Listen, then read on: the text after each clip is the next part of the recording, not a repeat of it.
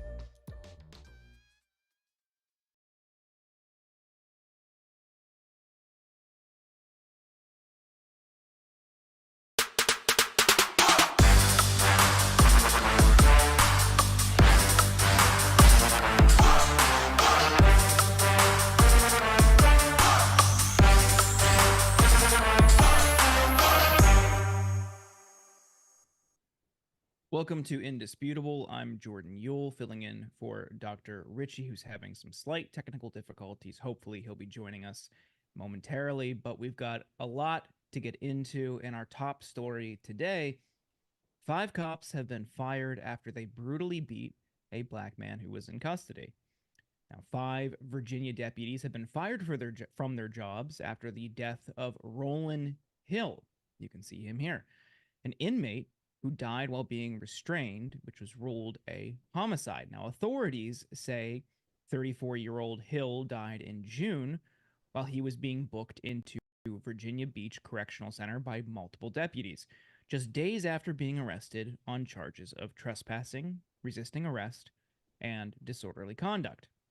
According to the Virginia Beach Sheriff's Office, Hill was being, quote, uncooperative and combative during the booking process and had to be restrained.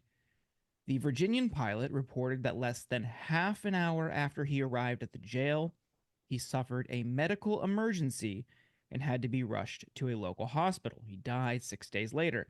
According to the Office of the Chief Medical Examiner, Hill died from positional and mechanical asphyxia due to restraint with neck and torso compression. The sheriff's office released a statement saying that the deputies involved in Hill's booking have been fired. Based on updates from the Virginia State Police in the Roland Hill case, deputies of the Virginia Beach Sheriff's Office involved in this incident are no longer employees of the Virginia Beach Sheriff's Office, Sheriff Rocky Holcomb stated. Right after Hill died, 2 of his friends spoke out in opposition to what authorities initially released about the 34-year-old's death in June. What the family thinks: there were more than 4 deputies that were fighting with him, and they said he was being combative. And I believe that they beat him until he had a medical emergency. And then they felt they had to deal with it as they saw fit afterwards, which was not the correct way. One person who knew Hill told WAVY. Those close to Hill said he was slight in stature and recalled his challenges with his mental health. They said he was combative. So if he was considered combative as far as his stature, it shouldn't take 5 deputies to hold this man down, Hill's friend said. He did not have anything other than his every once in a while mental health issues, and that was checked into. The case remains under investigation by the Virginia State Police and the Virginia Beach Commonwealth Attorney's Office. No arrests have been made for Hill's killing, and no charges have been filed at this time. Quote, "We are aware of the cause of death and the fact that those 5 deputies are no longer employed by the sheriff's office," the Virginia Beach Commonwealth's Attorney's Office told Wavy. "The results of the sheriff's internal investigation do not impact the independent criminal investigation being conducted by the Virginia State Police and the Commonwealth's Attorney's Office." The office has been in contact with the Virginia State Police since the start of this investigation. Once the VSP turn over their report, we will thoroughly review it. We ask for the public's patience throughout our continued investigation and will share an update at the conclusion of our review. The Virginia Beach NAACP also released a statement saying they continue to stand with the family of Roland Hill and call for justice and transparency. Although the medical examiner has confirmed that the death of Hill was a homicide, the Virginia State Police continues to investigate this incident and no charges have been issued, the statement read. "We await the final findings of the report and hope that those who participated in this crime will be held accountable up to the fullest extent of the law," according to an obituary run by the pilot. Hill was a sports fan whose favorite professional teams were the Atlanta Braves, the Dallas Cowboys, and the Phoenix Suns. He earned the Eagle Scout badge in his youth and liked to surf, hang out at the beach, and spend time with his family. Roland went on to do one more amazing final act. He donated his heart, his liver, and kidneys that saved 4 other people's lives, the obituary reads. Mental health in America is still a major issue. In remembrance of Roland, his family asks that you would contribute to any mental health foundation. Now, this is absolutely tragic. We've seen stories like this time and time again, where you have somebody who might be struggling with mental health conditions, might be overwhelmed, or might be traumatized from past experiences or interactions with the police. They might feel unsafe or unsure of what the one being confronted if they were to allegedly trespass in the circumstance or commit any other relatively minor infraction. Is the punishment for those alleged crimes death, being suffocated, asphyxiated by 5 uniformed officers? I struggle to see a scenario in which that is the adequate punishment. That is what's prescribed by law. That somebody in that circumstance, before a trial, before a verdict, the punishment is being killed on the spot by multiple police officers. And yet here we are again talking about this as if this is just par for the course. This is totally normal. This is standard and this is acceptable. And suddenly the people who we have tasked with enforcing the law, upholding it, there's all this ambiguity about how they should be treated. You've got 5 cops who allegedly are responsible for this guy's death, and there's no rush inside the police department to punish them. Well, yeah. Oh, no charges have been filed. Someone's dead, but no charges have been filed. They lost their jobs. They'll probably end up at another police department because that's how the system works. That's just what people want to preserve and protect. They want to protect that status quo, and time again, we see more often than not, at a disproportionate level, Black men and Black women being subjected to this kind of state violence. At what point does someone say, all right, that's enough?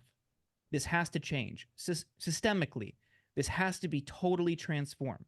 How many more people need to die? Because I don't see any urgency.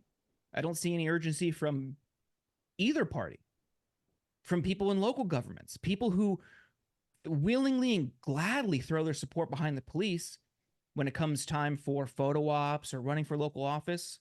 They want to cozy up to them, but you never want to provide any oversight. Nothing. At what point is enough? That's all I ask.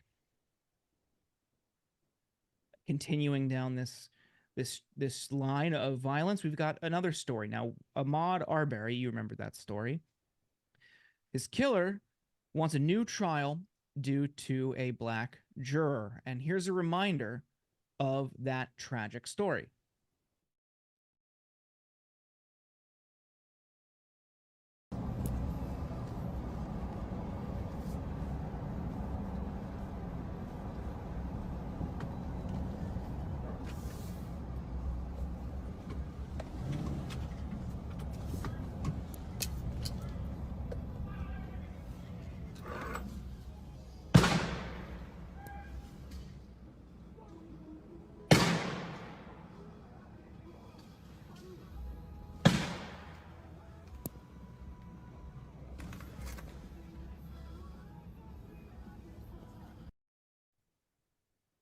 It's just heartbreaking, absolutely heartbreaking and disgusting. And now the 3 white men who were convicted for chasing down and murdering Ahmaud Arbery want a new trial because a juror claims he carried the weight of the whole Black race on his shoulders.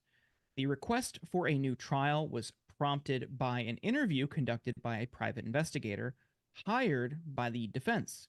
In 2022, Donaldson said, the juror told the investigator then that he prayed after he was chosen as the only Black member of the panel.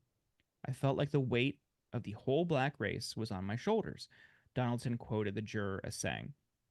On Thursday, Donaldson further questioned the juror, asking about his decision to purchase a hot dog in the vicinity of a rally that was held near the courthouse in honor of Arbery. Juror number 380 insisted he left soon after his purchase and did not mislead the judge and attorneys during jury selection. I felt sorry for the family. After court started, I felt sorry for both sides, the juror said on the witness stand. I wanted to help for the truth to come out, right from wrong, he added. Walmsley, who presided over the 2021 criminal trial, did not make a decision on Thursday. However, the defense attorneys and the prosecution will have about a month leading up to the judge's decision to file legal briefs summing up their arguments. Arbery's father, Marcus Arbery Sr., spoke to reporters outside the courthouse, calling the defense's efforts for a new trial very weak. They were throwing everything to the wall and nothing will stick, he said. The Brunswick, Georgia jury took just one day to find Travis McMichael, his father, Greg McMichael, and an accomplice, William Roddy Bryan, guilty on varying charges, including malice, murder, felony murder, and aggravated assault. The trio were later convicted and sentenced on federal hate crime charges. Travis McMichael claimed that he acted in self-defense when he shot Arbery at close range with a shotgun after the 25-year-old had resisted a citizen's arrest and attacked him. Prosecutors said Arbery, unarmed and on foot, was the one fighting for his life after he was chased down by the McMichaels, each wielding guns. Greg McMichael, a former investigator with the local district attorney's office, claimed Arbery had just burglarized a nearby home under construction, though when he died, he had no stolen items in his possession. Bryan, who lived in the same mostly white neighborhood, joined in their pursuit of Arbery. From his car, Bryan filmed the confrontation between the McMichaels and Arbery, and that dramatic footage changed the course of the investigation. Even though local investigators had a copy of the cell phone video for 3 months, criminal charges seemed unlikely. Greg McMichael had worked for Brunswick County District Attorney Jackie Johnson for several years, and even though she recused herself from the case, the Georgia Attorney General's office found that she illegally used her position to try to protect her former investigator and his son. The criminal misconduct case against Johnson, who was voted out of office in 2020, is still pending. She denies any wrongdoing. State investigators took over the case once the video shot by Bryan went viral in May 2020. Within a week, the McMichaels and Bryan were all arrested and charged. Ironically, the defendants released the video to a local radio station, believing it would help prove their innocence. The video helped propel the case into the national consciousness, coming within months of other high-profile police killings of black people, including George Floyd's murder by a Minneapolis police officer and the fatal shooting of Breonna Taylor in her home in Louisville, Kentucky. In Arbery's death, it became a key reference point in the movement for social justice and police reform. Jerry Chappell, who represents Greg McMichael, said he backed Donaldson's effort to challenge the jurors' bias. Meanwhile, Bryan's new lawyer, Rodney Zell, argued Thursday that his client deserved a new trial due to his former attorney's incompetence. Allowing Bryan to be interviewed twice by the Georgia Bureau of Investigation was especially crippling, Zell said. His statement about how he and the McMichaels positioned their pickups to prevent Arbery's escape figured heavily in the prosecution's case. Bryan's former lawyer, Kevin Go, acknowledged Thursday he made a gamble in cooperating with the GBI and hopes they would go easy on his client. In retrospect, Bryan's statements have not looked so good. There was never a legally binding agreement for Mr. Bryan's cooperation, Go said, and Mr. Bryan was very aware of that. Go made headlines when he objected to the presence of high-profile members of the African American community, such as the Reverend Al Sharpton, in the courtroom. I believe that's intimidating, and it's an attempt to pressure, could be consciously or unconsciously, an attempt to pressure or influence the jury. Now, I'm curious, of course, what you all watching this think. Should they get a new trial? But I want to point out, this is a case involving the death, the killing of a young black man. And in a country where you have It's millions, millions and millions and millions. Say roughly 30% of this country is black, more maybe. One single black juror, you're supposed to have a jury of your peers, and it's supposed to reflect the population. And there's already a racial bias in the legal system, but that also extends to juries. You should have a jury that doesn't just reflect you as the defendant and only you, but the entire collective, the entire population. And when you have people on trial for hate crimes in the South, wouldn't you want, shouldn't you, if you truly value a fair and equitable society, shouldn't you have a jury that actually looks like the makeup of the population and not just people who have perpetuated these injustices and these problems for years? For him to look around that jury box and realize nobody else looks like him, he understands that. He understands how predominantly white juries have put black men behind bars for years. So for him to say that doesn't reflect bias, I don't think that discounts his ability to hear the facts of this case and decide like everybody else on that jury did. They singled him out because they think that's the easiest opportunity for them to get these people who are convicted of hate crimes off the hook. And when we talk about fairness and equity in our legal system and criminal justice, and as it extends to mass incarceration in this country and racist violence in this country, you also have to look at, even though it's not as sensational and often not as interesting for a lot of people, but a core component of our legal system, you have to look at how jury selection processes are, how juries are made up, what they're comprised of, and it should be essential for racial diversity on juries, in jury boxes. If you want a fair and level playing field, that's how you do it. We've got to take a break. Stick around. We've got a lot more to come.